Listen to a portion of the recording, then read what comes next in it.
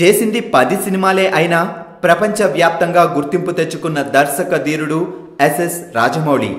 ఇన్నేళ్ల కెరియర్లో ఫ్లాప్ అనే పదాన్ని తన కాంపౌండ్ వైపు కన్నెత్తి చూడనీయలేదు జక్కన్న.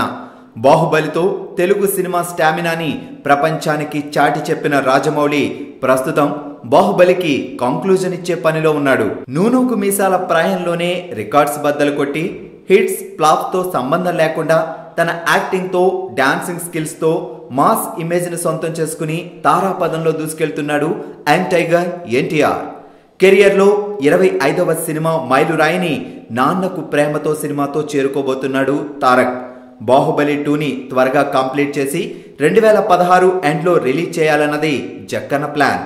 ఆ తర్వాత కొంచెం గ్యాప్ తీసుకుని తారక్ తో గరుడ అనే ప్రెస్టీజియస్ ప్రాజెక్ట్ చేయబోతున్నాడు జక్కన్న. ముందు మహేష్ హీరో అని 1000 కోట్ల బడ్జెట్ అని 25 కోట్లు ఖర్చు పెట్టి టీజర్ కట్ చేయబోతున్నారని రకరకాల వార్తలొచ్చాయి.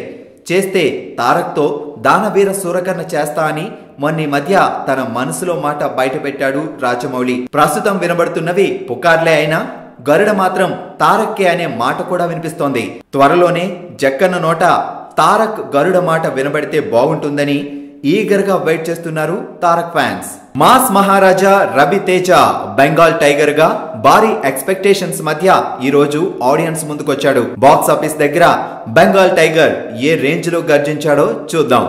గోదావరి జిల్లా ఆత్రేయపురం విలేజ్ లో ఉండే ఆకాష్ అంటే మన రవితేజ పెళ్లి చూపుల్లో తనని రిజెక్ట్ చేసిన అమ్మాయితో